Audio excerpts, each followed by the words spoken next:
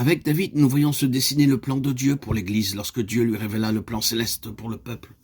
1 Chroniques 28, 12, 19. Il lui donna le plan de tout ce qui lui avait été révélé par l'Esprit. C'est par un écrit de sa main, dit David, que l'Éternel m'a donné l'intelligence de tout cela, de tous les ouvrages de ce modèle. Qu'il s'agisse de Moïse ou de David, ils eurent l'un et l'autre à passer par une sévère discipline pour être libérés de leur propre sagesse. Dieu a besoin des hommes comme David, des hommes selon son cœur qui pourront recevoir la révélation du modèle céleste pour son Église. Car nous ne pouvons l'édifier si nous n'avons vu ce qu'elle est.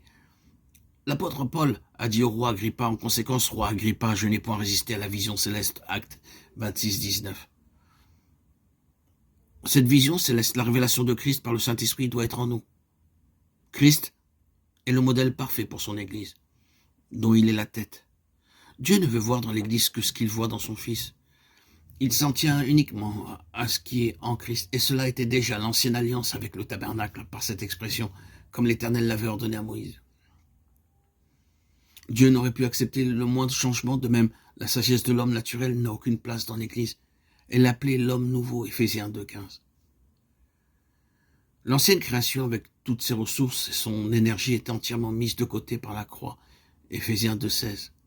Le dessein de Dieu est lié à l'Église et tout ce que Dieu nous dit dans sa parole concerne sa maison, son habitation là où il demeure. Dieu ne se tient pas dans les systèmes dirigés par les hommes aussi gentils et intelligents qu'ils soient.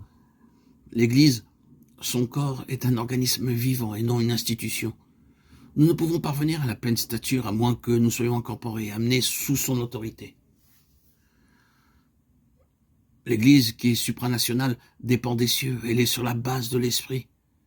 Dieu veut quelque chose qui soit entièrement du ciel selon l'Esprit. Dieu est formel. Il a tout placé en Christ. Nous pouvons donc entrer dans la réalité de notre si grand salut en dehors de l'Église qui est en Christ. Dans les béatitudes, le Seigneur présente le tribut des vainqueurs. Dans l'Église, ils sont ceux qui ont fait don de leur personne à Dieu. Leur lot est la souffrance. Ils suivent le chemin de leur maître, lui-même amené à la perfection par les souffrances. Hébreux 2,10. Ils seront consolés à travers leurs épreuves, affinés par le feu et purifiés. Le Seigneur a besoin d'eux pour apporter la consolation, même à ceux qui pleurent sur leur ruine. Ils sont les canaux de sa vie compatissante et miséricordieuse.